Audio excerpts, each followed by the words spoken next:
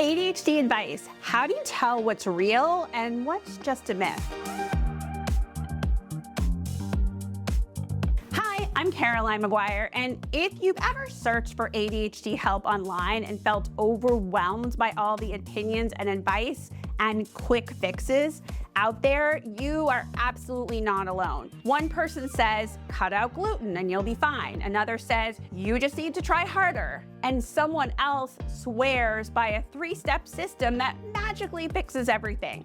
There's no such thing. So today we're diving into how to separate fact from fiction, how to tell ADHD advice that is truly helpful, and what might be a myth, oversimplified, or just plain wrong. I often kind of lose my marbles when I see advice that is factually wrong.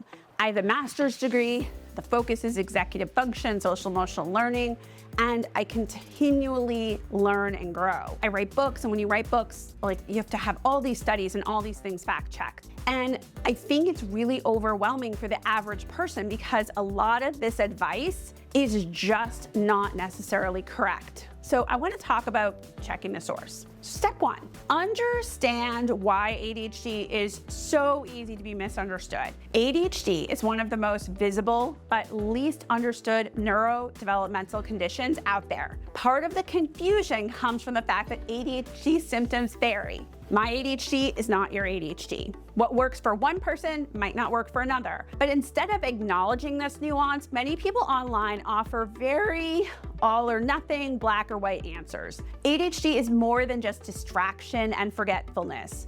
I wish it was just distraction and forgetfulness. It affects executive function, motivation, emotional regulation, memory, and how we experience time. When you understand the complexity of ADHD, then you become better equipped to recognize when advice is too simplistic or off base. Step 2, watch out for red flags. Here are some red flags to help you spot misinformation or oversimplification of advice. Anyone who says ADHD isn't real, or everyone has a little ADHD, this is like one of my personal pet peeves. These dismiss your lived experience and are not supporting science. Advice that claims to cure ADHD. ADHD is not a disease. It is a different neurological wiring, not something to be erased or fixed. One-size-fits-all solutions I'm also super leery of. If the advice doesn't account for different types of ADHD or different ages and lifestyles, I don't think it's trustworthy because also, by the way, if there was one thing to do, wouldn't we all have done it and be done? Shame-based messaging. If the tone of the advice is you should just become more disciplined, you should just do this. I think if the word should are in there, I automatically write it off. Step 3, look for green flags. Now let's talk about what to look for. Green flags include sources that are science-based and connected to professionals who specialize in ADHD, coaches, therapists, educators who have training specializing in ADHD, master's degrees, coach training that focuses on ADHD, some higher certification that allows them not just to talk about lived experience, but to actually know the science. We love some of the lived experience videos, but that doesn't necessarily mean that the information is vetted. Strategies that account for emotional regulation, executive function, not just productivity. Advice that offers flexibility and encourages trial and error, not perfection. My friend Debbie Coons of Bright and Quirky always says, experiment, and if it works, do more of that. A lot of this is experimenting and trying different things to work for you. You want advice that meets you where you are, not where someone thinks you should be. Actually, I just hate the word should. Step 4, ask these 3 questions before you follow any ADHD advice. Who is this advice coming from? Is it a medical professional, an ADHD coach, a fellow ADHDer, or someone trying to sell a product? Does this advice align with what I know about myself and how my brain works? Is this advice based on guilt and shame, or is it rooted in understanding and support? If it sounds too good to be true, not to be harsh, but it might be.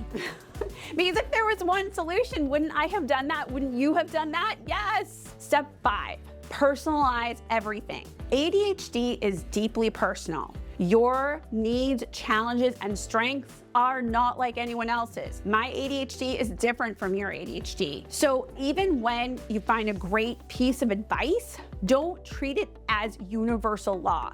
Instead, treat it like an experiment. Try it, tweak it, toss it if it doesn't work for you. The most effective ADHD strategies, in my humble opinion, are flexible, realistic, and work with your brain. We live in information overload, but that doesn't mean we can't be discerning about what information we take in, and you can learn to spot what's helpful and filter out what's not. You can find a video funny or something that you find on the internet and love it and laugh at it. But remember, that's one person's ADHD lens. If you don't have that trait or characteristic, it doesn't mean that someone else doesn't, but it might not be helpful for you.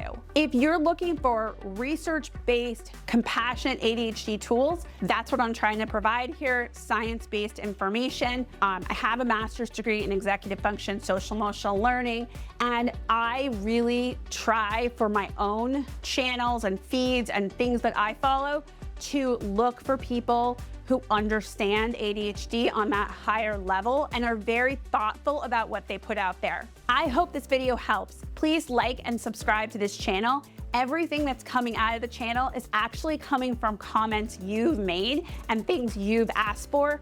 I reply to every single comment myself, and if you ask for something, I will make a video about it, especially if it becomes a theme, which this one did. I think it's really important to think about these things and to discern, and also to feel good about your brain and look at what you need and honor that. Trust your gut. If you feel like you need it, then you need it. And remember, we are not broken. We have a different way of looking at the world, a different way of processing the world, and unique brain wiring. Bye, friends.